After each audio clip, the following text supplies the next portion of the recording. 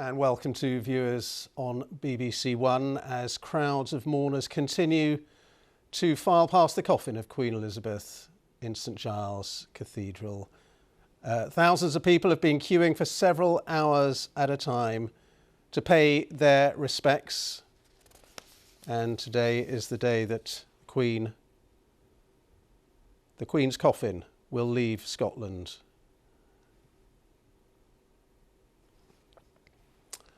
Well, her coffin will remain in St Giles Cathedral until this afternoon. Then it will be flown to London, to RAF Northolt. The Queen's coffin will be accompanied, as it has been since it left Balmoral, by Princess Anne.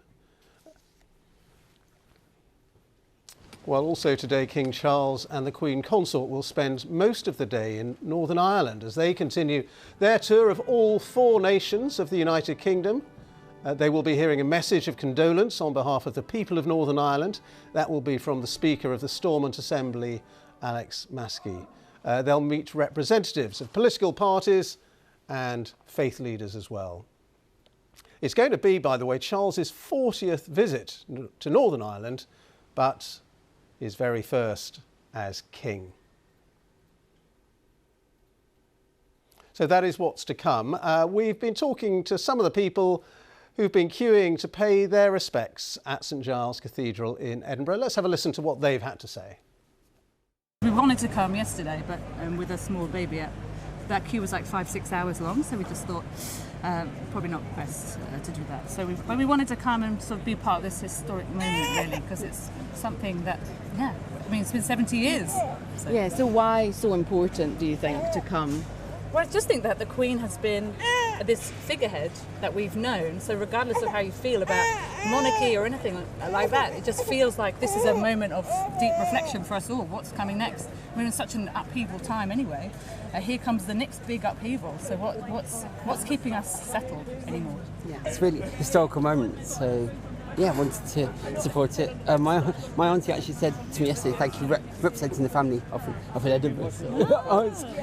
So important for very you important. to be here then. What do you think? The Queen obviously was very fond of Edinburgh and of Scotland. What do you think she meant to the people of Scotland? It was the consistency. When I say the consistent, a very special person, I think, with the Highlands, her love for Balmoral, her love for Scotland and the Scottish people, that had a special gem in a special place. That was just some of the people who've been paying their respects, and the Queen's coffin is going to be leaving St Giles's Cathedral today at 5 o'clock this afternoon, a procession travelling through Edinburgh. The plane bringing the coffin to London will leave at 6 o'clock, and then it will arrive at RAF Northolt at 5 to 7 this evening. So thousands of mourners have some more time to pay their respects at St Giles Cathedral. Each of them will be reflecting on their own memories of the Queen and the mark she made on their lives. Here's Jane McCubbin. They came in their thousands. Excuse me, please. We both signed an oath of allegiance. We pledged our allegiance to the Queen, and we really needed to be here today. Are you okay? There were tears. Yes, thank you. You wouldn't want to be anywhere else. No, not today. But chat to anyone here and it was easy to find joy. My mum is like a doppelganger for the Queen. Really? And she loved horses. We took her to the Royal Windsor Horse Show one year, and I somehow or another lost my mum, and I saw this lady ahead of us who was the double of my mum. She was wearing the same coat, and I went running up shouting, "Mum, Mum!" And these obviously security guards sort of stepped in front. I was like, oh, and it was actually the Queen, not my mum. How did she take it? She just turned and she smiled and she gave me a wave and she just went on. Everyone here has their own memory of the Queen. Some more direct, more personal than others. I can see you brought Paddington. Chloe's papa used to guard the Queen, and he was always telling stories of when he was in the Scottish Guards, and he's up in Fort William just now. He couldn't make the journey, so it was important for us to be there and say goodbye on his behalf. For the moment his family passed the Queen's coffin, Chloe's granddad had texted a personal message. Say goodbye for me. So proud to have met her and served her. Thinking of her today. God bless her. Long live the King. Give him a good cheer. What's your Papa, your granddad's name? Papa Bill. For every person here, there were more like Papa William Bell, who would have loved to have witnessed this moment, if only they could. That's my grandmother's ring, who's not with us anymore. My mum's 90 and she wouldn't have been able to do this.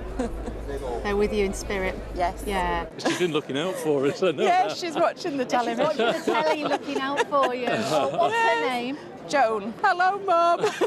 Hi. I made it. After queuing from early morning, they all eventually made it. To bear witness to this moment, Joe and Alan were amongst the very first. Very emotional, yeah. There's quite a lot of tears in there. It's a really strange thing. It's hard to believe that she's in there. And I was lucky enough as well. I had in my mind that I wanted to do a final salute. So I did that to her as well before I left. And what was a nice touch was that they've got the crown on top of the coffin, which was a really nice thing to see. The world was watching. Bonsoir, Luc. En effet, énormément d'émotions.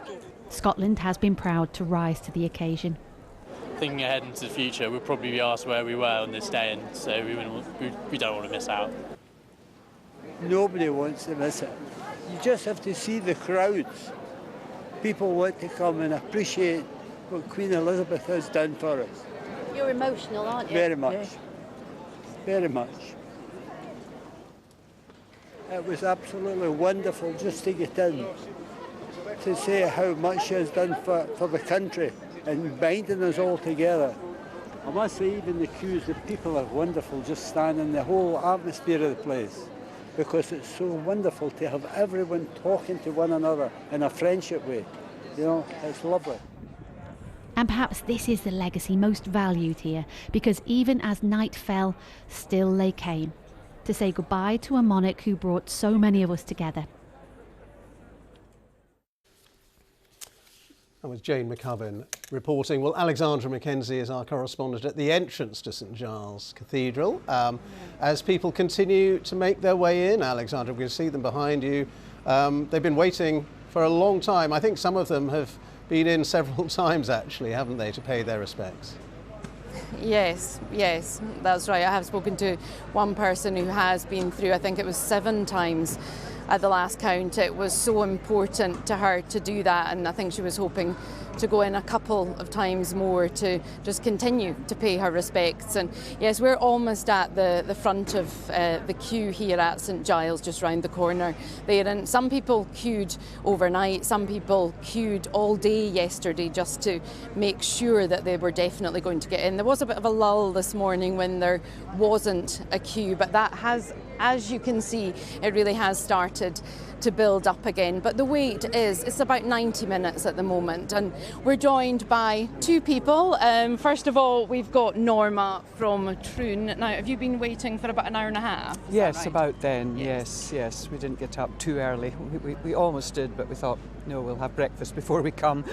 And why so important to come? Oh, well, I mean, there'll never be a monarch like this before, before or since, I think. I don't think we'll see her like again. And I mean, she's the only monarch I've ever known. And growing up from the time of her coronation, which I can barely remember, I think I was complaining because Andy Pandy had been cancelled. But since then, she's just been the benchmark of duty and of service and what it is to be a citizen of the United Kingdom. So what do you think it's going to be like when you do enter the doors of St Giles Cathedral? Well, I hope I won't be emotional. I hope I just hope that everyone is respectful, and it will be, I think, yes, it is a passing of an era, it's a hackneyed phrase, but I feel it's definitely the end of a chapter of my life, as well as the chapter of the life of the country. And a real coming together as well. We're seeing thousands of people go through here, and it's quite a slightly solemn and togetherness as well. What atmosphere have you found? Yes, there's been it's normally when you're in a big crowd in a city, there's a certain impatience with people because they're trying to get somewhere, and there hasn't been anything like that now, because it's all been, everybody understands that there is going to be a wait, and we just will take our time and we will get there in the end. And it's been very well organised, so that because it's so difficult with the crowds to lose control of a crowd and for accidents to happen, and it's just been so well stewarded. Yes, and it's different colours of wristbands. You have to go and collect a wristband for anyone coming. It's about a 10-minute walk from here, and then you join the queue. So it's the blue wristbands at the moment. And you're with your friend Monica. You've come up from Troon. No, you're from Edinburgh. Yes, you're from Edinburgh. You're an Edinburgh local. So this is happening in your town, in your city. So how does that feel?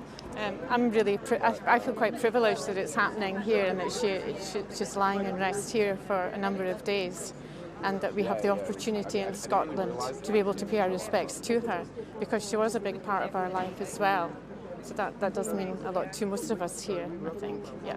So very important for you to be here then? Absolutely, yes. I wanted to pay respects to her because she has given up her whole life. Until 2 days before she died, she was still doing her civic duty. She's given up her whole life for us, and I felt it was our duty to respect her as well. And have you quite a lot has been happening in the city the last few days? Have you had a chance to go down to Holyrood or the Royal Mile? Yes, I did. I went to the park, Holyrood Park, to look at the flowers, just after she died, and then I went to the Royal Mile the other day there as well, just to have a look around and see what was going on. Yeah. All right, thank you both very much. I know you're very close to the security area. There's quite a few scanners there, I think 7 in all. It's airport type security here, so we'll let you go. And I think you also brought a marmalade sandwich which we have to with eat you. before we go yes, in. Yes, a bit of a tribute to the late Queen and the Paddington sketch at the Jubilee. Yes, absolutely. Well, thank you both very, very much. Okay. Thank you very much. So, yes, just 2 stories here of many thousands of people who have come. It's all generations as well. A lot of people taking in very young babies. I spoke to a mother a short time ago who had a baby just a few weeks old, and she said, well, obviously she's not going to remember this, but I wanted to be able to tell her that I took her to St Giles Cathedral to see the coffin of the late Queen Elizabeth, to pay her respects along with everyone else here. Yeah, indeed, Alexandra, a day when memories are made. Thank you very much indeed. That's Alexandra Mackenzie for us at St Giles Cathedral. So later today, the Queen's coffin will begin the journey from Edinburgh to London, where the Queen will lie in state for 4 days ahead of her state funeral on Monday. The Queen's coffin will leave St Giles Cathedral at 5 o'clock this afternoon, a procession travelling through Edinburgh. The Princess Anne will accompany the Queen's coffin on the flight from Edinburgh Airport. It's an RAF Globemaster C-17, by the way, and that will be taking off at 6 o'clock this evening.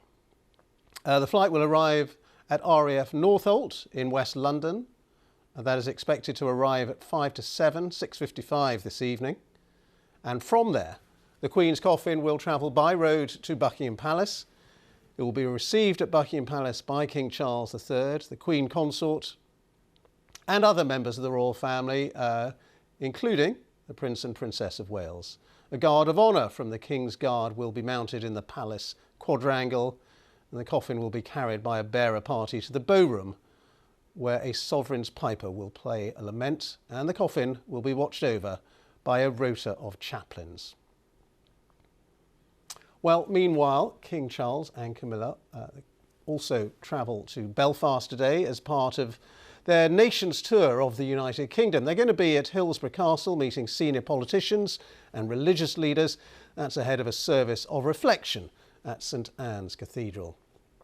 Now, Charles visited Northern Ireland 39 times as heir to the throne, but this is his first trip there as king, and it is the first time, in fact, that a British king has visited Northern Ireland for almost 80 years.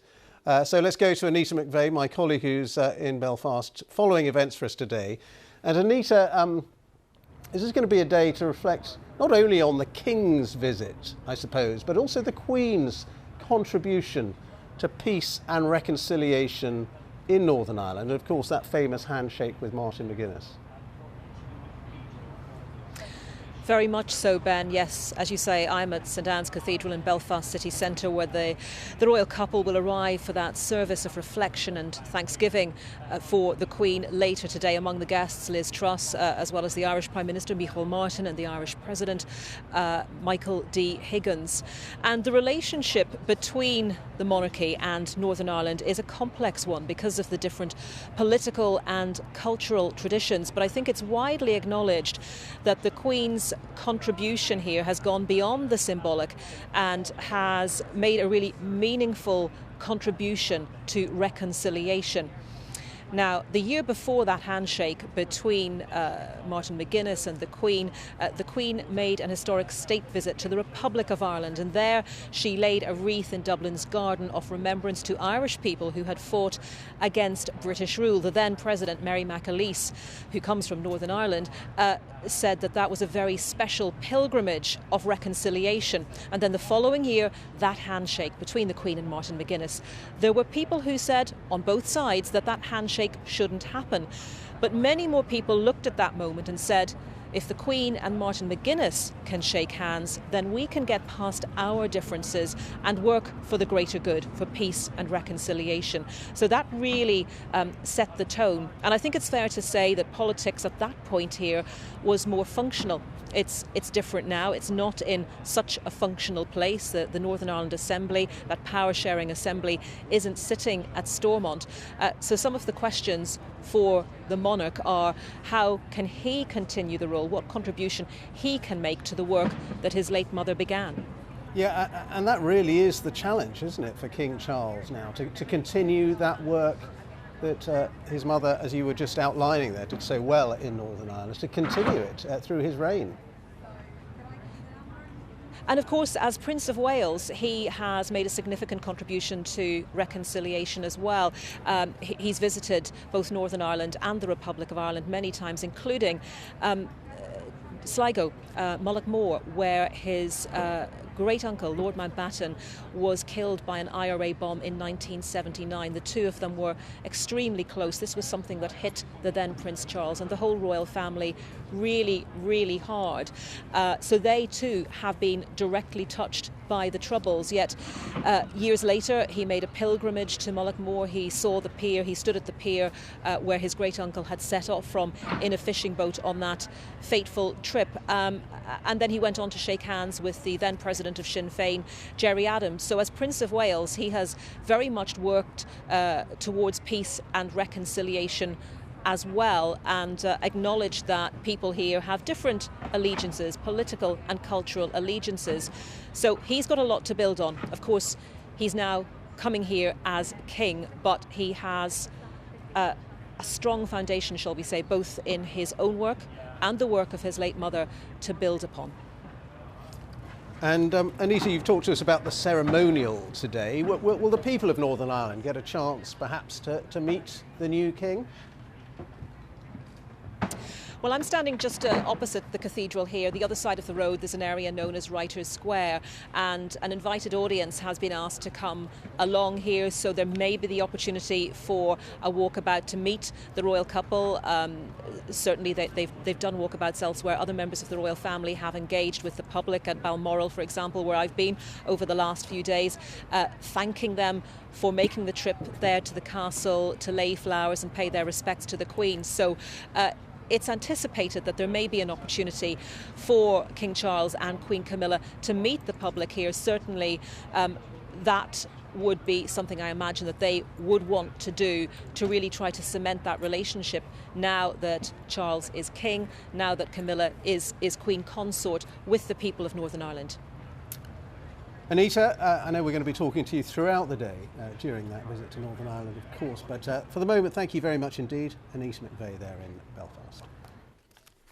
Well, meanwhile, thousands of people are expected to queue to file past the Queen's coffin when it does lie in state at Westminster Hall in London. Now, our correspondent Damien Grammaticus is, I think, near where the beginning of the queue is going to be. And Damien, we are told, we've seen reports that it might take people some 20 hours of queuing, or maybe even more than that, to get to see the Queen's coffin and pay their respects.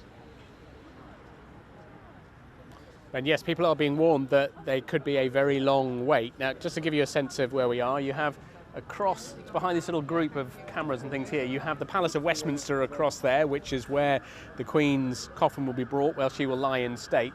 The queue, there are already preparations being made, barriers going in, police and security all the way up the far bank there of the Thames, across Lambeth Bridge, and will then come down. You can get a sense of some of the queue and security here. Will come down this side of the Thames. You have the beginnings of the queue here, and it will go all the way down past the London Eye and further on down the embankment there. So they're preparing for a very long queue, possibly as far down as Tate Modern, even beyond. Here you have some of the first people who've come. This is Vanessa Nanthakuram, who's the very first person in the queue. As you can see, she's become a bit of an attraction. There's the media from all over the world here. We've had Belgian TV, German TV I spotted there. And behind, at the minute, a dozen or so people, but expecting, as I say, this to stretch very far. And so that warning, yes, that it could take a long time. It could take a long time, but also I think I was reading warnings from the police and officials that not everybody who queues may end up getting to the front of the queue. In other words, they would have to have a cut-off because there's only a certain amount of time in which people can see the Queen's coffin. Yes, so what we will get is later on, today we will get the sort of official details about how exactly this is all going to work, so people will get that information. Once the coffin arrives in London, it is then brought here tomorrow to lie in state. It'll be brought at about 3 p.m, opened at about 5 p.m. tomorrow, and there will then be 4 full days, Thursday, Friday, Saturday, Sunday, for viewing, for people to be able to come and pay their respects, and all the way through the night as well, 24 hours a day, round the clock, this is going to run.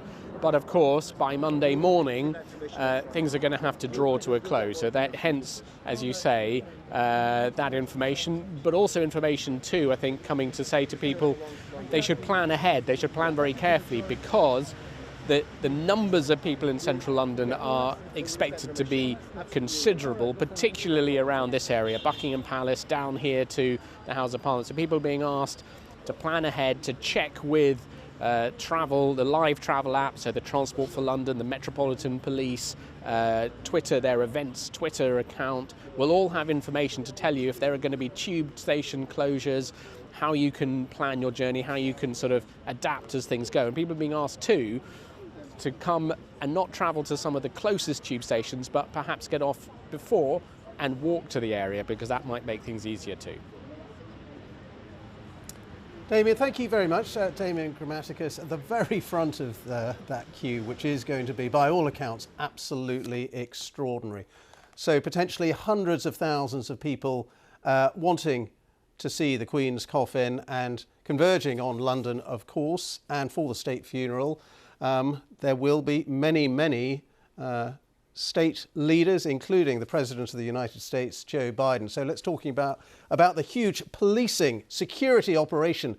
Daniel Sanford, our Home Affairs correspondent, is at New Scotland Yard for us, the Metropolitan Police's headquarters. It really is. I know this has been years in the planning, Daniel, this whole policing security operation, but it is going to be a mammoth operation, isn't it? Yeah, you can plan for something all you like, but when it comes to the reality of trying to put on an unprecedented policing operation, of course it is hugely complicated, and there will always be risks that you can't completely handle. As you say, there's going to be hundreds of thousands of people in London over the next few days, particularly after the Queen's coffin arrives and starts laying in state tomorrow evening at Westminster Hall. Nobody knows how many of those hundreds of thousands are going to stand in a static queue or a very, very slowly moving queue. So the first problem is to protect those people in the queue, to make sure that they're not at risk from pickpockets at the bottom end, right up to vehicle-borne terrorism at the other end. So that's the kind of big first headache for the Metropolitan Police. Meanwhile, of course, there's still huge numbers of people around Buckingham Palace and in Green Park. That whole area now is sealed off for vehicles from the top of the Mall down to Buckingham Palace and just over to Downing Street, about 50 metres to my left there. But then building up to Monday, an unprecedented number of heads of state are going to start arriving. Some of them are having dinner with King Charles on Sunday evening, and then they're all going to attend this very, very public event at Westminster Abbey. So imagine if you were trying to protect the President of the United States, that might be difficult and complicated.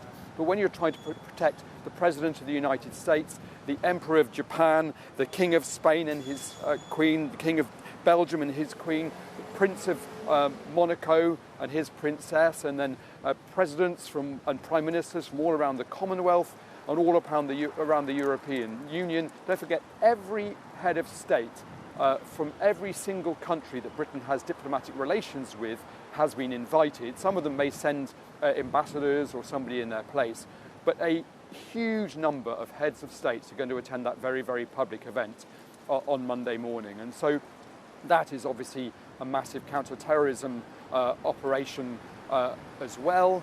And then there's issues around protest. There will be people maybe taking this opportunity to protest on all kinds of issues, perhaps on republicanism, anti-monarchy, or maybe other issues as well, and the police will have to handle that. So it is being viewed as an unprecedented policing operation. Around 10,000 police officers every day, supported by hundreds and hundreds of civilian stewards. They're all over London this morning and were yesterday as well. One company I spoke to had 250 stewards that they alone were providing into the operation, and we're going to start to see military personnel as well. I saw some men in camouflage today wandering around who are taking part in the kind of crowd control operation too. That's obviously aside from the ceremonial aspect being provided by the armed forces. So a massive, massive policing operation. Sir Mark Rowley, the Commissioner of the Metropolitan Police, who started in the job yesterday, but has fortunately been involved in developing the plans over many, many years, says that it's a huge operation, very complicated, but he does think that he can keep people safe. Daniel, thank you very much indeed. Daniel Sanford there, our Home Affairs correspondent at News Scotland Yard. I just want to show you some live pictures now. I think we can show you from the air of the Palace of Holyrood House in Edinburgh, street level in fact. And there's the aerial view as well. What a wonderful day, in fact, in Edinburgh. And we're showing you that because the King Charles III and the Queen Consort will be leaving the Palace of Holyrood House to fly to Belfast a little bit later on. And that will be part of Operation Springtide, which is Charles's tour of the nations, the King's tour of the UK's nations. And he will be in Belfast, as we've been reflecting with Anita McVeigh. We will follow the royal motorcade as it leaves the Palace of Holyrood House. And when he's in Belfast, as we were reflecting, it will be his first visit as king to Northern Ireland, but actually his 40th visit to Northern Ireland, 39 visits as heir to the throne, so no stranger at all there. And what he will be doing in Northern Ireland is meeting the Northern Ireland Secretary, meeting party leaders, receiving a message of condolence led by the Speaker of the Northern Ireland Assembly. And there'll be a service of prayer and reflection at St Anne's Cathedral as well. They are expected to be greeted by thousands of members of the public in Northern Ireland. And this is the scene still inside St Giles Cathedral, where people are continuing to file past the Queen's coffin and to pay their respects. People have been queuing, as we were hearing earlier, for around about 90 minutes. And one lady telling us that she had made, I think it was 7 trips inside St Giles Cathedral, going round and round, essentially, because she wanted to pay her respects, her tributes, and she was telling us what an extraordinary atmosphere it is there inside St Giles Cathedral. Well, we're going to bring you much more throughout the day, but for now, let's just take a look at some of today's other news. And Ukraine has called for more Western arms and assistance as it tries to seize back more territory from Russian forces. It comes after Ukrainian forces retook as many as 20 towns and villages in the east of the country within 24 hours, a lightning counter-offensive. Well, Russia has hit back with missile strikes against the city of Kharkiv in particular, causing power blackouts. But President Putin's tactics have been criticised by some in Russia and one of the country's leading military commanders fighting on the ground. Officially, the Kremlin says its forces are simply regrouping. They are not, it says, retreating. But this was the situation just a week ago, with Russia still in control of much of the east of the country, that area in red.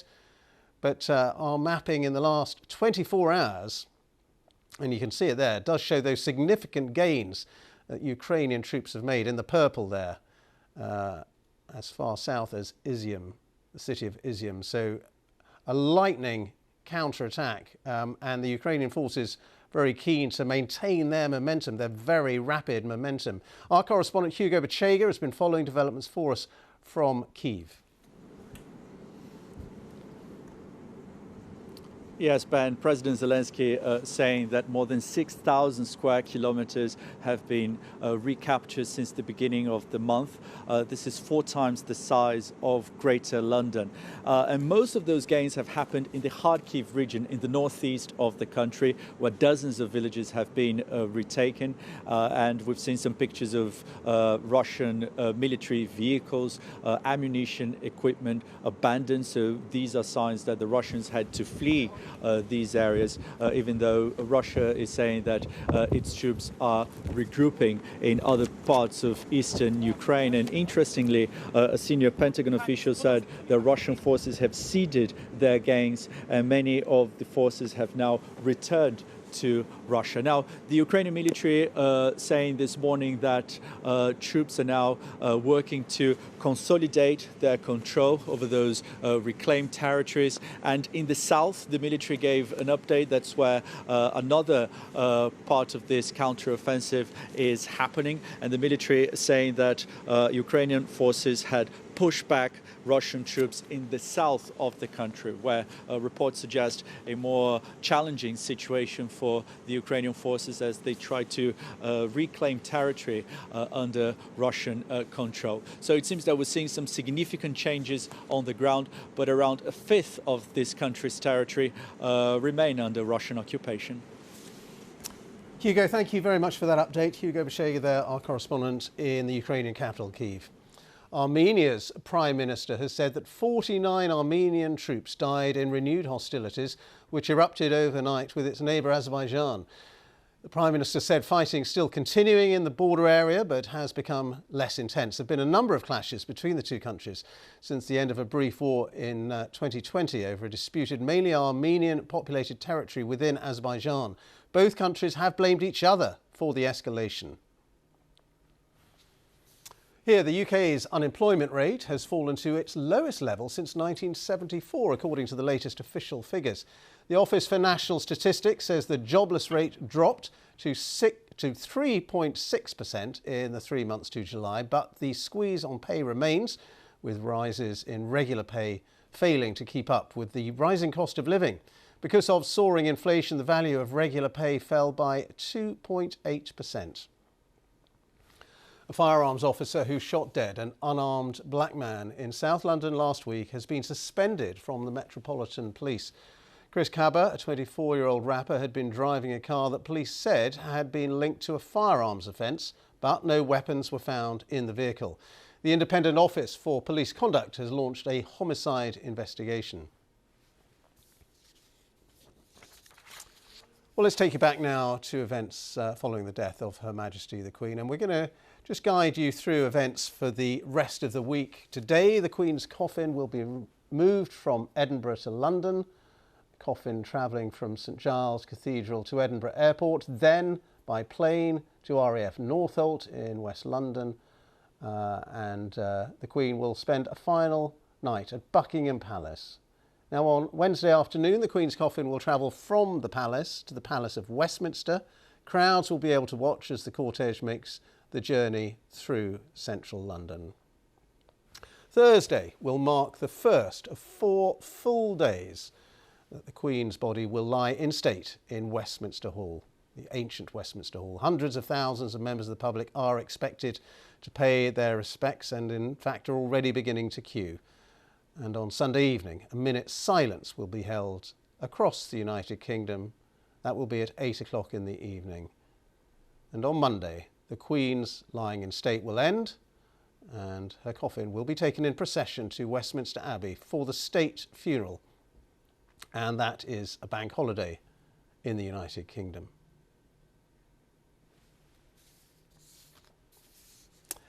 Well, let's just talk a little bit more then about the events ahead and about the memories of the Queen.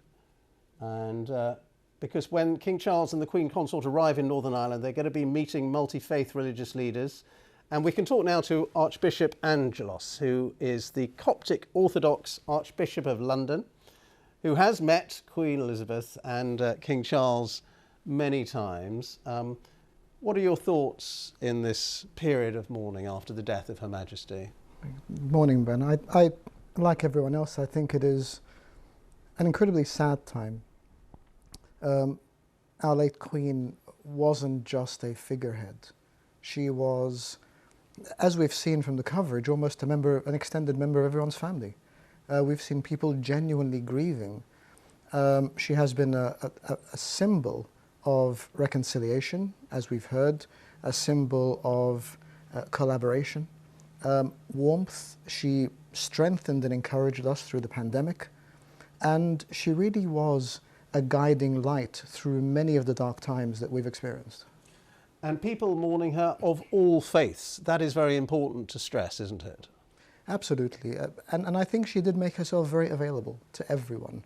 Of course, from my Christian perspective, her Christian faith was incredibly important to her and was the foundation of her life. But that Christian faith is what made her reach out to everybody else, graciously and generously, and with incredible power and reassurance.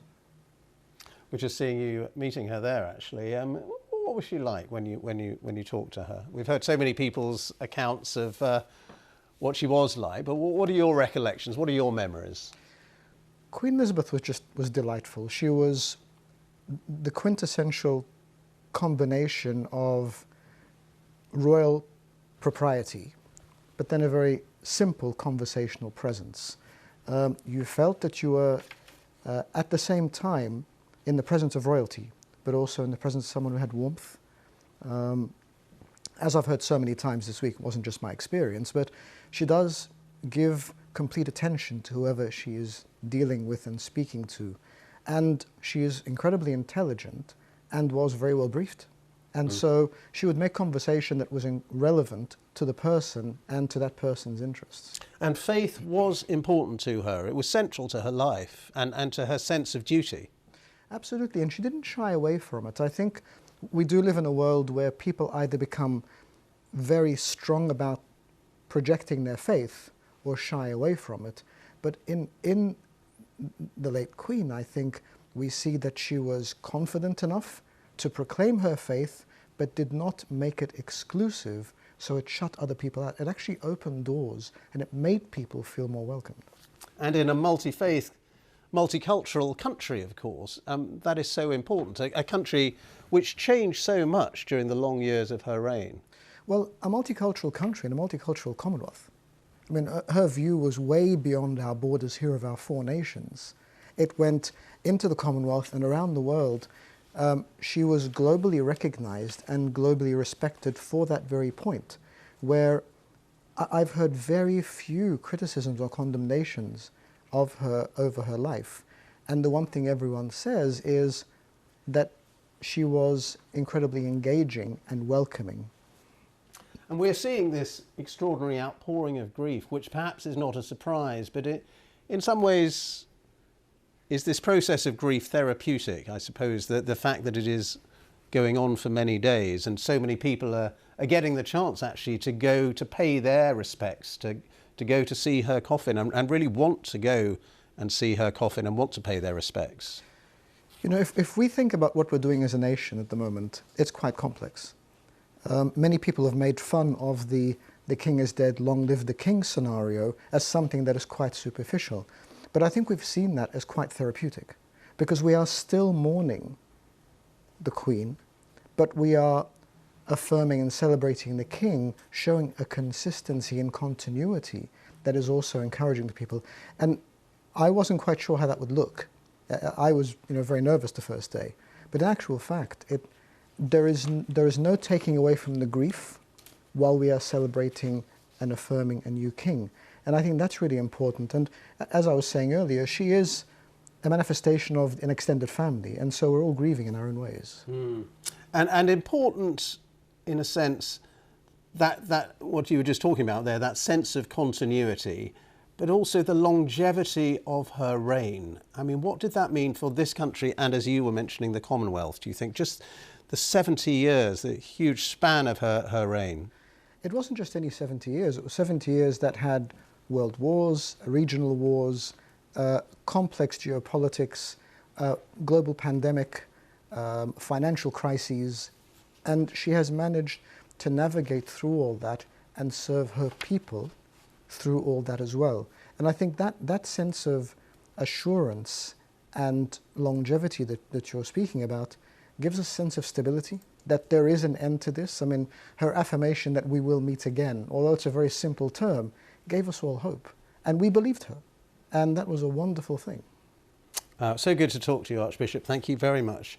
Archbishop Angelos there, Coptic Orthodox Archbishop of London, who, as we were reflecting there, had met the Queen, and also King Charles many times. Thank you for your reflections and your memories and your thoughts. We can also, I think, talk to the Evening Standard's royal editor, Robert Jobson. And as we do that, we're just going to take a look at the royal motorcade and the Royal Rolls-Royce, Charles's favourite royal vehicle, we are told, making its way from the Palace of Holyrood House to Edinburgh Airport, where he's going to be flying with the Queen Consort on another lovely day in Scotland, in fact, to Northern Ireland, his first visit to Northern Ireland as king and part of his tour of the nations as king. Robert Jobson, Evening Standard's royal editor, it's a hugely busy time, isn't it, for the king? And we tend to forget he is a son mourning and grieving his mother, but also so much ceremonial, so many people to meet and talk to, so many places to go. But really, cometh the hour, cometh the man. I mean, this is a family in mourning, first and foremost. And I think really the king has been incredible the way he's led his family, the nation, in Scotland here, which we saw that incredible procession. And he's led the whole nation in grief and mourning, but he's also stood up to dealing with all those difficult constitutional matters, the proclamation, going to address the joint houses of Parliament, the Lords and the Peers, the Lords and the MPs. I think he's done a terrific job, and actually he's standing up well. He's now going to fly, as we said, to Belfast. He's going to, later in the week, go to Cardiff. So he's gone to all of the capitals of the United Kingdom, of Great Britain and Northern Ireland, and he's doing a terrific job. And I think really it just shows you, I think that the other speaker was saying about the continuity of the system of the monarchy and how important that is, because it does actually give people reassurance that everything is going to be okay, rather like the Queen did in that amazing speech during the pandemic. That essence of continuity is important at a time of national grief, particularly when we've had the loss of monarch and the change of the Prime Minister all in 1 week. And Robert, you've seen the people who have been coming to St Giles Cathedral to pay their respects at the coffin of the Queen, and we know in London, when the Queen is lying in state at Westminster Hall, there are potentially hundreds of thousands of people who want to pay their respects there. We've already heard that they may have to queue for 20 hours or more. It is an extraordinary outpouring of national grief for Her Majesty the Queen, isn't it? Well, of course, we saw, Ben, the outpouring of grief for the Queen Mother and Princess Diana, but this is something different. It's on a different level, I think. Really, I mean, not since perhaps Churchill, when the state funeral of Churchill, when you had, as Vincent Crane, the great Daily Mail writer, wrote, you had two rivers flowing through London that day, the Thames and another, a river of mourners. And I think that's what we're going to be seeing during this historic state funeral of Her Majesty. And at time, we're just watching the royal motorcade as it continues on its journey through the streets of Edinburgh with bright morning sunshine there, taking King Charles III and the Queen Consort to Edinburgh Airport.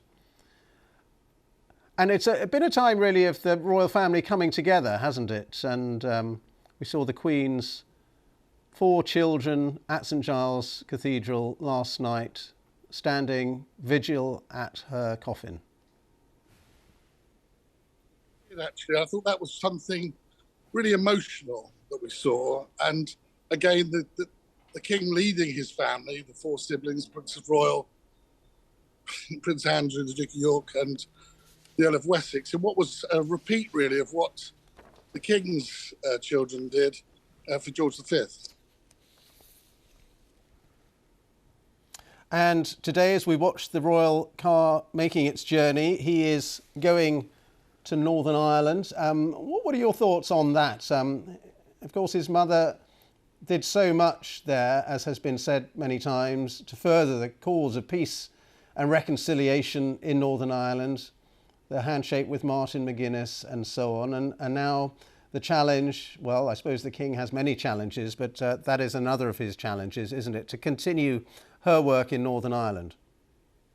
Well, both the King and the late Queen were very, very expert, almost anoraks on Irish politics. And really, many people talk about the Queen's legacy, Ben, and as the Commonwealth and other issues. But she, I think, would probably think that trip in 2011, that state visit to Ireland, was so important because, of course, Ireland being our closest neighbour, so many family links with Ireland, that it was such an important visit after all the troubles. So, yes, I think this is hugely symbolic.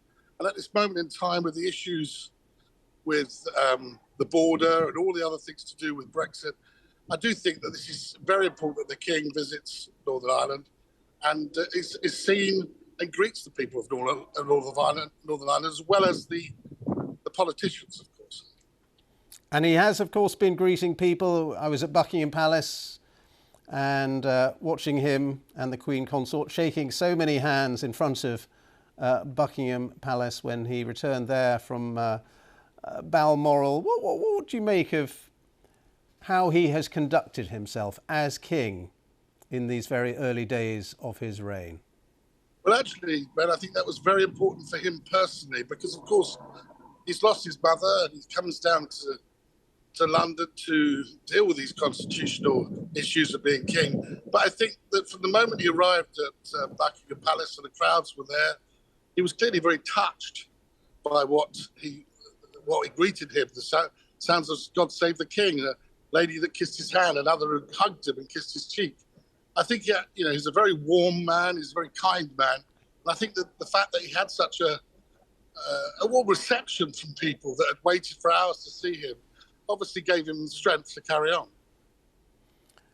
And as we watch the Royal Motorcade and the Royal Car in particular, making its way to Edinburgh Airport, Robert Jobson, Evening Standard's Royal Editor, he's had such a long apprenticeship for this role, hasn't he, as has been said many times, and at such a different experience, coming to the throne at the age of 73, where the Queen came to the throne, of course, at the tender age of 25. So different. Yes, but we shouldn't underestimate the fact that you're still going to go from one job, the heir to the throne, one role to another. And that's, I think, what the King fully understood. Because of being a mature adult, he understood that he did what he wanted to do as the Prince of Wales, set up amazing charitable organisations such as the Prince's Trust and his foundation, which raised so much money for charitable causes. But now it's a different role. He recognises that. But it doesn't mean that he has to be a carbon copy of Her Majesty. she was a great queen. There's no doubt about that. We've lived through a great Elizabethan era. But I still think that the king will have a voice. For him, I think it's all about leadership, not about power, not about influence, but about leading people and convening people to get things done. And she was known, Her Majesty, as the queen of the world, really. And I think, if anything, I know, of course, the king will have a much shorter reign, but he may be one of the people that helped save the world. So I think that he's still got a lot of work to do, and I'm sure he knows that. And while he was heir to the throne, of course, sometimes mired in controversy. But have you had the sense in the last few days that people around the United Kingdom, around the world perhaps, really just wishing him well for this reign that is just beginning?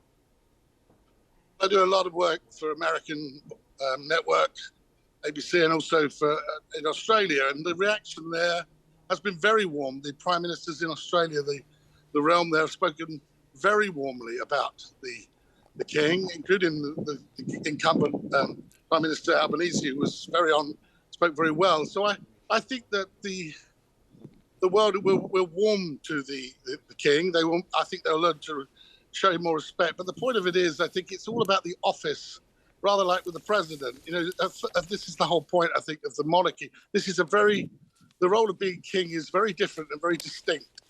And I think when the king spoke in the Houses in Westminster Hall to the joint houses, that when he talked about the weight of history, I think that he is coping with that weight very well indeed. And he will move forward and use his influence to make the world a better place. Robert Jobson, do stay with us, the Evening Standard's royal editor, who is giving us commentary and analysis as we follow the royal motorcade. I think the picture may have just frozen there, but we are following the royal motorcade, which is making its way from the Palace of Holyrood House in Edinburgh. The Queen Consort and King Charles III heading to Edinburgh Airport and then flying to Belfast, which is part of King Charles's tour of the nations, Operation Springtide as it's known, going to Northern Ireland and Wales. And in Northern Ireland today, he's going to be meeting the Northern Ireland Secretary. He's going to be meeting party leaders in Northern Ireland, receiving a message of condolence, which will be led by the Speaker of the Northern Ireland Assembly. And the King and the Queen Consort are also going to be attending at St Anne's Cathedral, a service of prayer and reflection. And we are expecting that there will be thousands of members of the public who will be lining the streets in Northern Ireland to get a glimpse of the King and the Queen Consort, the Royal Cavalcade, which we're now watching in Edinburgh on this beautiful sunny morning. In Northern Ireland, in Belfast, it's going to be travelling through Wellington Place, Donegal Square North, Chichester Street, Victoria Street, and there may even be a walkabout. In fact, let's go to Anita McVeigh, my colleague, who is in Belfast. It's going to be quite a day there in Northern Ireland, isn't it, Anita? Because as we were mentioning earlier, I think Charles made 39 visits as heir to the throne to Northern Ireland, but this will be his first as king. That's right, Ben, and people here from whatever background, political or cultural, acknowledge the significance of that, as they have acknowledged the passing of Queen Elizabeth II. I'm standing here now in front of Belfast City Hall, which will be familiar to many people, and alongside here we have part of the route that the royal couple will take from Hillsborough Castle in towards St Anne's Cathedral, where the service of reflection and thanksgiving for the life of the Queen will take place later today. And joining me here is the Deputy Lord Mayor of Belfast, Michelle Kelly, from the Cross Community Alliance Party, who will be attending that service. Michelle, thank you very much for taking the time to talk to us. And the public can gather here in the grounds of City Hall later, can't they? They can indeed. We're very honoured to have the King and Queen consorts join us this afternoon for the service of reflection at St Anne's Cathedral, and members of the public are more than welcome to come down and watch the service on the big screens here at Belfast City Hall from 3 o'clock. And of course they're also more than welcome to join the route that the royal couple will take towards St Anne's Cathedral this afternoon. And on the theme of reflection, what are your thoughts on the contribution of the Queen to life in Northern Ireland and indeed more widely because she has visited the Republic of Ireland as well? I mean, we'll obviously never forget the contribution that the Queen made towards peace and reconciliation on these islands. I think the Irish President put it very well in his tribute a couple of days ago when he said that the Queen did not shy away from the shadows of the past. And she made many very personal but deeply symbolic and historic gestures. I mean, we think back to her speaking Irish at the state visit to the Republic of Ireland back in 2011. So there is no doubt of her own personal contribution to the next chapter of the peace process here. And how important do you think it is for people from across different traditions here that the King is coming to Northern Ireland? I think it is deeply important. I mean, the King is no stranger to Northern Ireland. I think he's been here on more than 40 occasions, and indeed just in Belfast back in March 2022. So I think we fully expect that he will continue his mother's legacy here in Northern Ireland. Yes, because what do people want him to do? There is that legacy of his mother's work. What do you think their expectations are of the work that he might do? Because, of course, he himself has already, as Prince of Wales at that point, done his own work on reconciliation, especially in the years after the death of his great-uncle, Lord Mountbatten, who was killed by an IRA bomb. He has, and he's done particularly good work with youth and community groups, both in Northern Ireland and across the UK widely. So I think we'd like to see him continue that and continuing his mother's work here. On a personal level, what will it mean for you to be at the service today? I think it will be undoubtedly a very deeply poignant occasion. Queen Elizabeth gave so much during her reign, her length of service, her duty, her commitment to the role, and I'm really glad that we have a chance to honour that this afternoon, and I'm really, really honoured that I get to be there as well. People will remember that handshake moment between the Queen and Martin McGuinness. There were some people who didn't want that to happen, but many, many others said, well, if they can shake hands, then we can get past our differences. Now, some of those differences have re-emerged, haven't they, in recent years because of the difficulties over the Northern Ireland Protocol, the post-Brexit trading arrangements. That's a slightly different atmosphere that the new King will be working in compared to the political climate when the Queen and Martin McGuinness shook hands. I mean, I think there are obviously differing views towards the monarchy, both in Northern Ireland and in wider society, but what has not been in doubt over the last few days is the level of affection and esteem that Queen Elizabeth has been held, with the level of duty and her commitment to the UK, the Commonwealth and Northern Ireland in particular, and I think that has been expressed in the tributes we've seen right across the board in the last few days. So perhaps do you think that mood might be a platform for some progress? I think so, definitely. I mean, the Queen showed the way herself, and I think that will continue. Michelle Kelly, Deputy Lord Mayor of Belfast, thank you very much for your thoughts today. And yes, the Queen, on occasions that she's visited both Northern Ireland and the Republic of Ireland, has spoken of acknowledging the past but not being bound by the past. Her contribution to life here and to the work towards reconciliation has definitely gone beyond the symbolic, and I suppose one of the big questions for the new King is how he can best contribute to the work started by his late mother. Ben. And Anita, we're just continuing to watch the Royal Motorcade heading towards the airport. There is the royal car. And we think the King might be slightly behind schedule. Anita, how important do you think this visit to Northern Ireland is? Clearly this is part of the tour of the nations. This is part of the King, in a way, acquainting himself with all corners of the United Kingdom, of his kingdom, as he takes the throne. But what sort of reception do you think he will receive? We gather people are already starting to line some of the streets in Northern Ireland where the royal motorcade will be driving.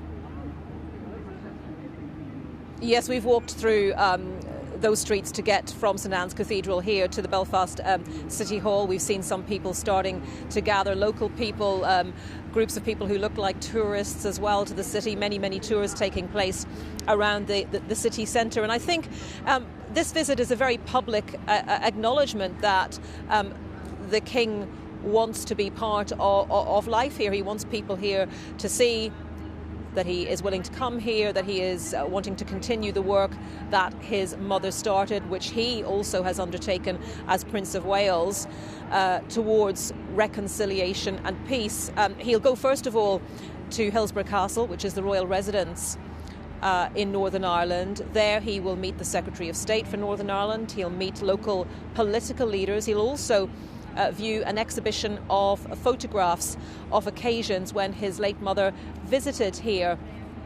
And then he'll come to Belfast along with the Queen Consort Camilla. We think there'll be possibly an opportunity for them to meet members of the public, an invited audience who've been asked to come to Writers' Square, which is the area on the other side of the street from St Anne's Cathedral. And then during that service, which is taking place beforehand, that service of thanksgiving and reflection, no doubt that will be an opportunity for him to think about what his role here might be, how he can continue to promote that work. And of course, his thoughts inevitably must be turning to his travels back to London and that moment when the Queen's coffin arrives back in London from Edinburgh and makes its way to Buckingham Palace for the final time. All right, Anita, we will be talking to you throughout the day, of course. Thank you so much.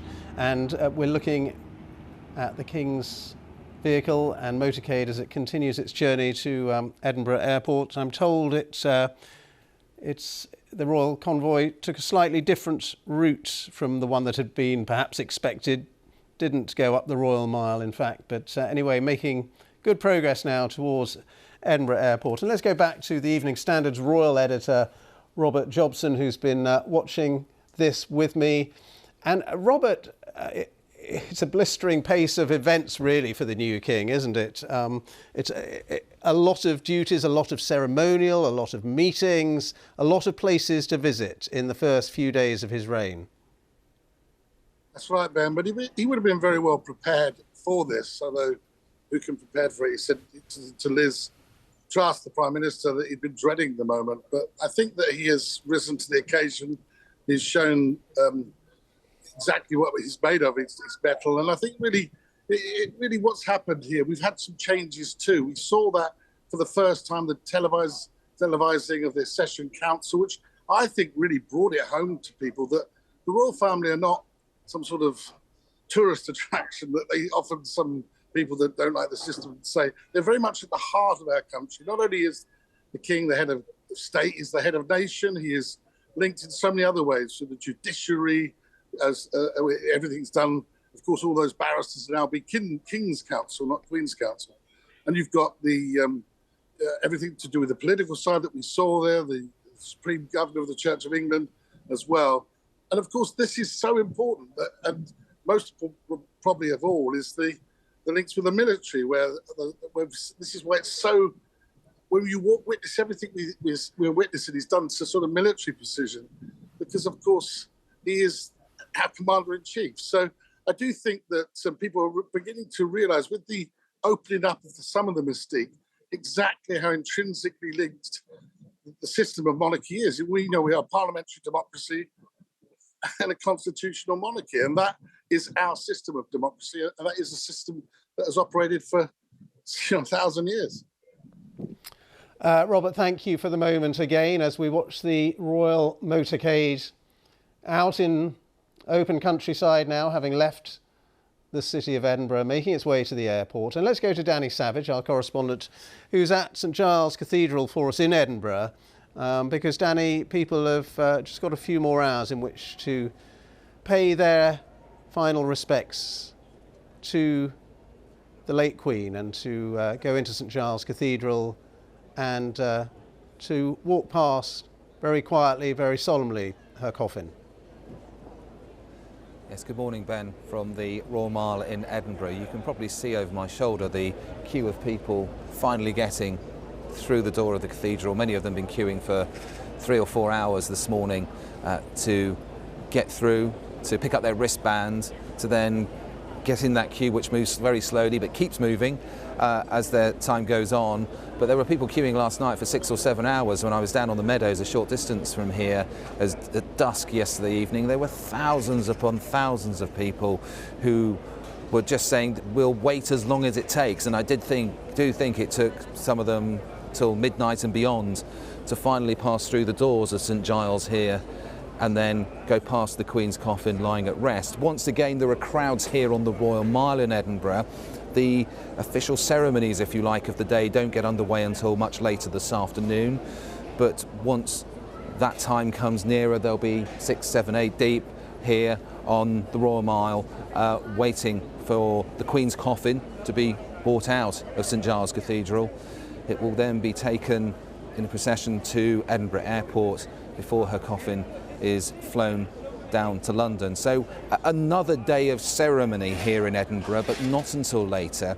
But in the meantime, lots of people are still queuing to go past the Queen lying at rest here. And then there's the question, of course, of when the cut-off point is.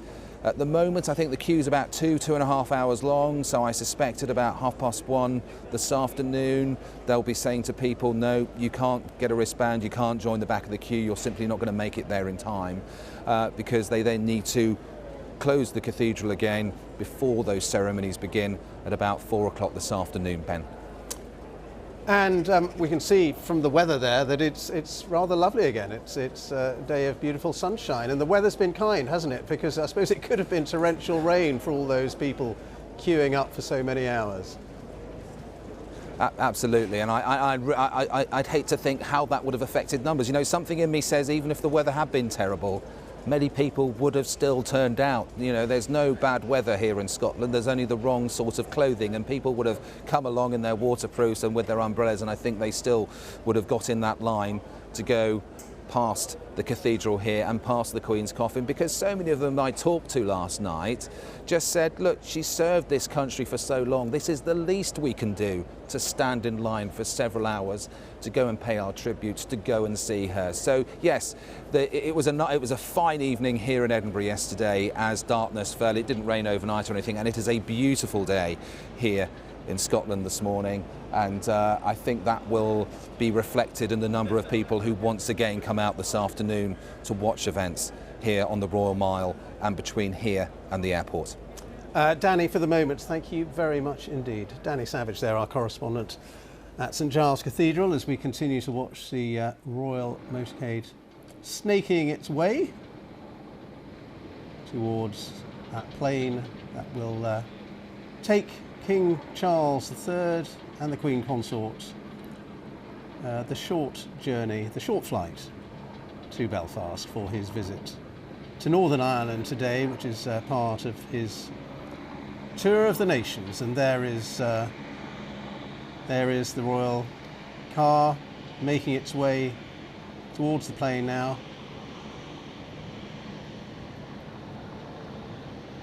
Hasn't taken very long for the royal couple to make their journey from the Palace of Holyrood House this morning to Edinburgh Airport. But it's another busy day of engagements for King Charles and the Queen Consort, a day where he's going to be meeting political leaders, faith leaders in Northern Ireland, a service of thanksgiving and remembrance as well, and meeting, no doubt, the people of Northern Ireland, or many of them who want to give their well wishes for his reign and also messages of condolence. Now, I just want to talk a little bit about the travel situation that we are going to be expecting when the Queen lies in state at Westminster Hall. Of course, many tens of thousands expected to want to pay their respects and actually to converge on London. And Katie Austin, our transport correspondent, is with me now just to talk about the latest details we have on the transport situation. Well, absolutely. I mean, the huge numbers we are expecting to come to London or travel through London to pay their respects to the late Queen means that we're going to see huge pressure on the transport network as well. So particularly from tomorrow onwards, where, as you say, people will be able to pay their respects from 5 o'clock in the evening at Westminster Hall. And as we've seen, the queues have already begun, but we're expecting train services in and out of London to be very, very busy.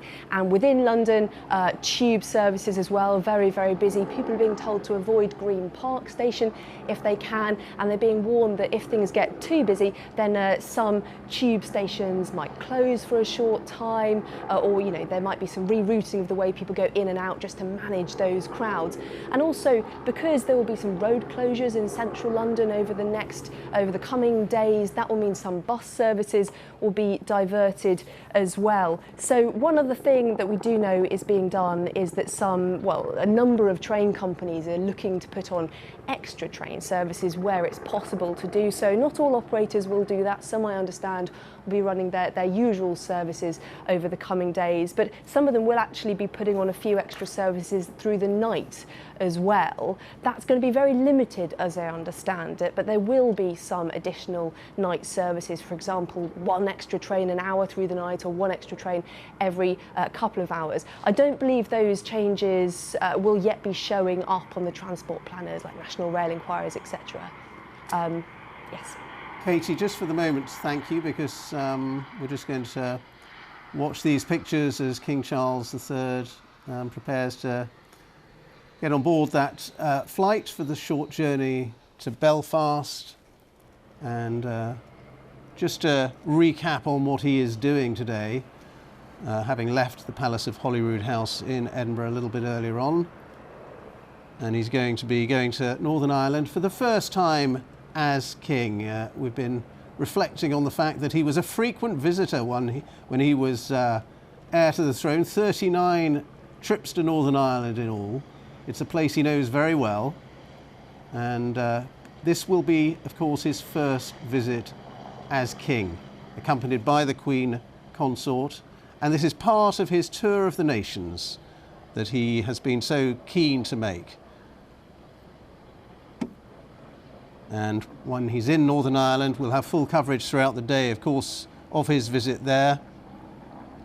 But he's going to be meeting the Northern Ireland Secretary, Chris Heaton-Harris. He's going to be meeting party leaders, no doubt talking about the difficult political situation there at the moment. He's been going to be talking to faith leaders as well, and he's going to receive a message of condolence from the Speaker of the Northern Ireland Assembly, and make a response to that message of condolence as well.